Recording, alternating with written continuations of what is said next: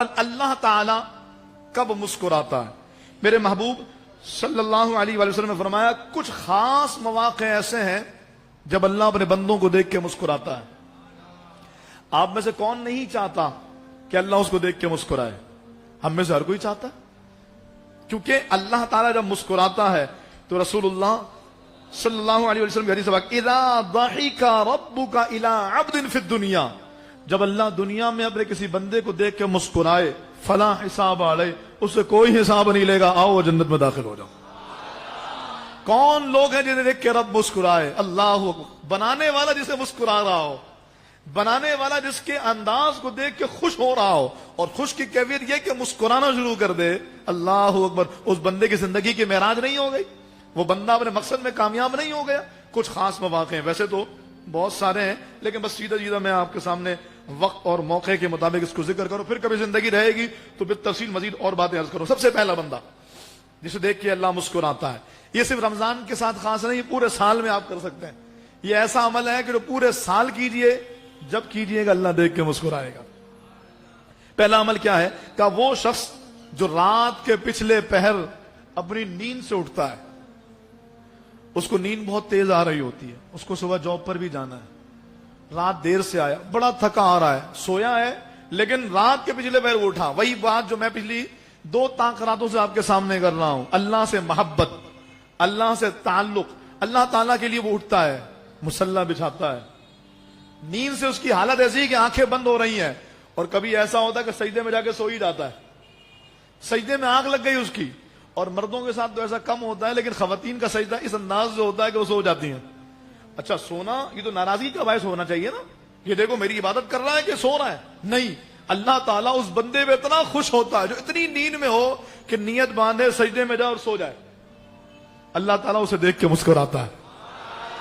اللہ اکبر، وہ کہتا ہے دیکھ فرشتوں دیکھو، تم نے کہا تھا اذ قال ربک للملائکۃ انی جاعل فی الارض خلیفہ قالوا اتجعل فیہا من یفسد فیہا ویسفک الدماء، کیا تو اسے خلیفہ بنا رہا ہے جو خون خرابہ کریں گے، جو قتل و غارت گری کریں گے؟ نحن نسبح بحمدک ونقدس لک، ہم تیری پاکی بیان کرتے ہیں، تیری تقدیس بیان کرتے ہیں۔ اللہ نے فرمایا، میں نے کہا تھا نا انی اعلم ما لا تعلمون، جو میں جانتا ہوں وہ تم نہیں جانتے۔ دیکھو دنیا سوئی پڑی ہے، میرے بندے کو دیکھو میری خاطر سجدے میں آ گیا، اور اتنی نیند ہے اس کو کہ سجدے میں ہی سو گئے، گواہ ہو جاؤ میں نے اس کو بخش دیا۔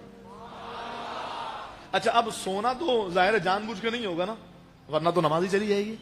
تو پھر ہم لوگوں کا کیا ہو؟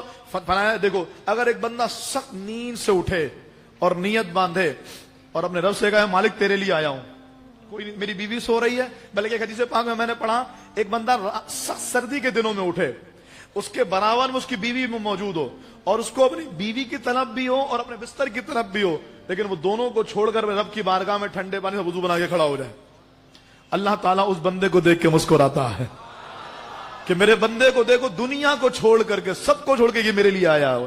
یہی سبق ہم پچھلی 2 راتوں سے پڑھا رہے ہیں آپ کو کہ اللہ کے لیے کچھ ایسا کیجئے جو اللہ کے لیے ہو، کوئی ایسا کام جو کسی کو بھی نہیں معلوم، رازداری کے ساتھ ہو، بتانا بھی نہیں، شیطان زور مارے گا بتا دو یار کیا ہے نا، ارے بھائی اچھا ترغیب ملے گی، نہیں بتانا۔ یہی تو وہ عمل ہے جو اللہ کے لیے کیا، راتوں کی تنہائیوں میں، اکیلے میں، خلوتوں میں، اور سے کہو مالک تجھ سے محبت کا دعویٰ کرتا ہوں، اگرچہ دعوے میں کھوٹ ہے لیکن دیکھ تیری خاطر آ گیا ہوں۔ مالک ہم نے تو سنا ہے بڑے بڑے سخی، بڑے بڑے رئیس، بڑے بڑے امیر زادے جن کے چرچے گزرے ہیں، ان کے دروازے میں رات 3 بجے بھی کوئی آتا تھا نا، وہ خالی ہاتھ نہیں پھیرتے تھے۔ مالک تو تو غنی ہے، تو تو جواد ہے، مالک تو تو بے مانگے بھی عطا کرتا، تو تو اسے بھی دیتا ہے جنہوں نے بتوں کو پوجا ہے، تو تو اسے بھی دیتا ہے جو تیرے شریک ٹھہراتے ہیں، لیکن آج تجھ سے مانگنے کچھ بھی نہیں آیا، آج تیرے لیے آیا ہوں۔ رات کے اندھیرے میں اللہ کے لیے اٹھنا، عمل کریں گے انشاءاللہ۔ رمضان کے بعد بھی ہماری بخاری مسجد میں تہجد ہو رہی ہے، سال کے 364 دن، ایک دن نہیں ہوتی، جس دن 12ویں ہوتی ہے، شب 12ویں جس دن ہوتی ہے اس دن نہیں ہوتی، تو پورے سال الحمدللہ ہماری مسجد میں تہجد کی نماز ہوتی ہے۔ تہجد کی نماز مسجد میں آگے پڑھیے، گھر میں جہاں آپ کو سہولت ہو وہاں پڑھیے، لیکن آپ دیکھیے وہ کیسا منظر ہوتا ہے۔ کبھی کبھار ہم نے تہجد پڑھنے والوں کو پیچھے سے دیکھا ہے، ایسا لگتا ہے کوئی ملکوتی فوج ہے جو آسمان سے اتاری گئی ہے، جن کی طرف خاص اللہ کے انوار کا نزول ہو رہا ہے۔ یہ وہ لوگ ہیں جنہیں دیکھ کے اللہ مسکراتا ہے۔